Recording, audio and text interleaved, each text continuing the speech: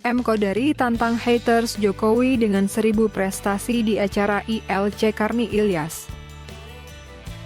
Pengamat politik, M. Kodari, menyampaikan ribuan prestasi Presiden Joko Widodo yang membuat kicep para haters Jokowi saat acara ILC Karni Ilyas bertema Jokowi menghitung hari. Gibran di ujung tanduk, demo besar pekan depan mau apa? Para haters yang hadir dalam acara ILC tersebut adalah kritikus politik Faisal Assegaf, Koordinator Pusat BEM seluruh Indonesia Satria Naufal, pakar hukum tata negara Refli Harun, pengamat politik Lima Rai Rangkuti, dan mantan jubir Gus Dur Adie Masardie. Nah, di ruangan ini, saya adalah minoritas. Tapi di luar sana, saya adalah mayoritas. Karena saya adalah orang yang puas kepada Pak Jokowi. Nah, kalau teman-teman misalnya bisa mengatakan ada 1000 kesalahan Pak Jokowi, ya saya juga bisa membacakan 1000 prestasinya Pak Jokowi, kata M. Kodari. Dia pun menyebutkan prestasi-prestasi Jokowi selama memimpin Indonesia selama 1 dekade. 366.000 kilometer jalan desa, rakyat di desa Senangga.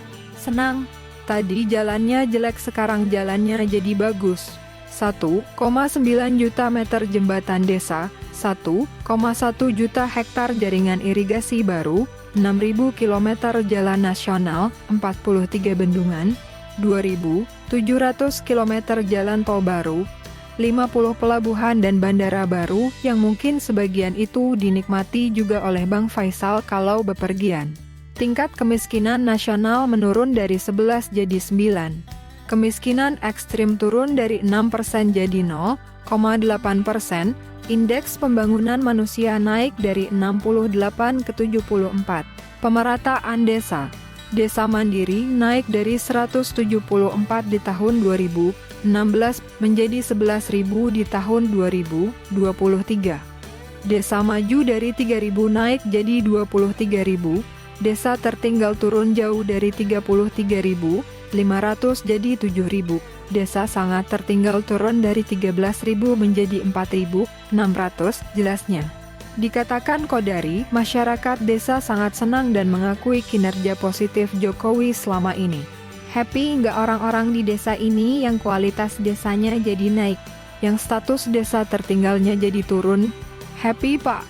Jadi bahwasannya teman-teman punya alam pikiran mengatakan bahwa Jokowi nggak bagus. Itu kan alam pikiran teman-teman yang memang punya posisi politik atau evaluasi politik yang memang negatif kepada Pak Jokowi. Tapi di sisi yang lain, banyak juga yang punya pandangan dan punya evaluasi yang positif mengenai Pak Jokowi. Nah itu jangan dinafikan, sebutnya.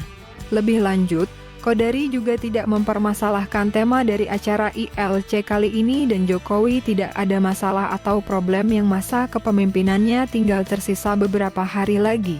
Namun, faktanya justru mayoritas masyarakat Indonesia puas atau senang dengan Jokowi berdasarkan survei indikator yakni sebanyak 75%. Nah sekarang mengenai tema ya Bang Karni ya. Pak Jokowi menghitung hari gak ada problem dengan judul itu, memang faktanya begitu kok, faktanya begitu. Tetapi merupakan sebuah fakta juga bahwa pada hari ini mayoritas masyarakat Indonesia itu puas atau senang dengan Pak Jokowi. Kalau surveinya indikator 75%, ucapnya. Bagi Kodari, kritikan terhadap Jokowi masih terus berjalan dan dijadikan masukan, namun mayoritas masyarakat puas atau senang kepada Jokowi selama ini. Buat saya ini bukan jawaban terhadap kritik kepada Pak Jokowi, gak itu dua hal yang berbeda. Kritik jalan terus tetap bahwa kemudian mayoritas masyarakat puas atau senang kepada Pak Jokowi itu juga adalah realita yang lain gitu. Realita bahwa mayoritas masyarakat Indonesia senang dengan Pak Jokowi tidak menutup ruang, tidak menghapus kritik-kritik yang ada. Tapi kritik-kritik yang ada itu mungkin saya yakin itu tidak diterima dan alam pikirannya itu berbeda dengan yang 75%, tandasnya. Transisi kepemimpinan Jokowi ke Prabowo akan baik-baik saja. Selanjutnya, Qodari pun meyakini bahwa Jokowi tidak merasa ketar-ketir dan justru happy ending serta mengakhiri masa jabatannya dengan sangat soft landing.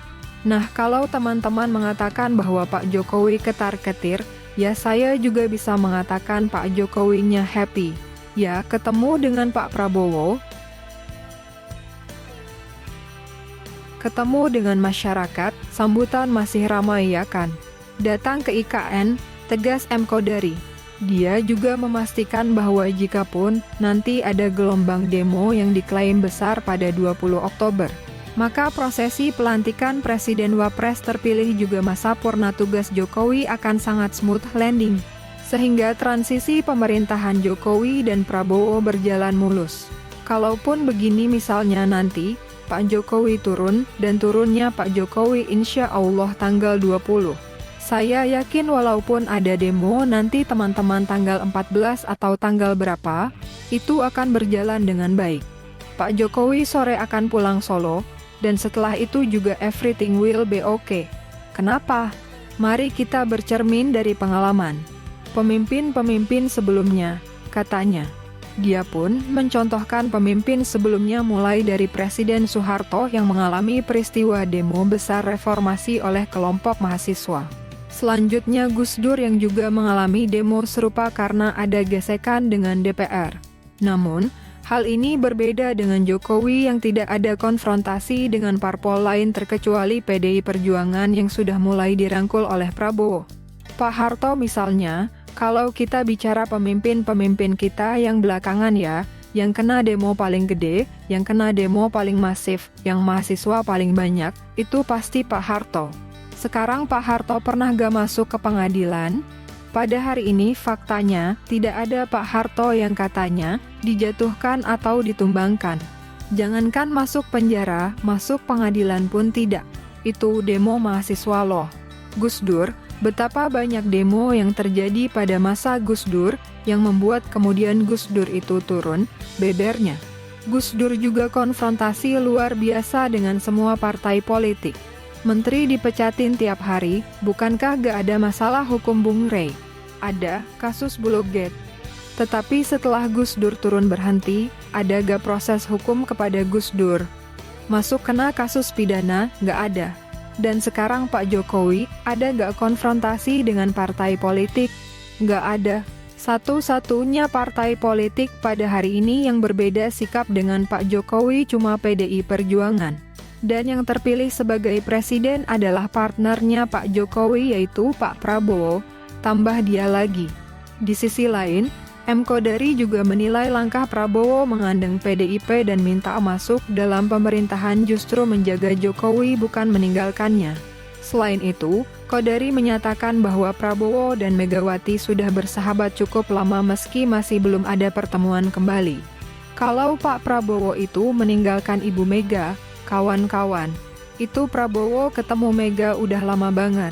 Udah dari dulu-dulu. Kenapa belum ketemu sampai sekarang? Karena Pak Prabowo nggak mau ninggalin Pak Jokowi. Pada hari ini, kalau terjadi pertemuan Prabowo dengan Mega, bukan Prabowonya yang berubah, Megawatinya yang berubah. Ini lantang saya katakan, Megawatinya yang berubah. Mega yang kemudian realistis, pungkasnya.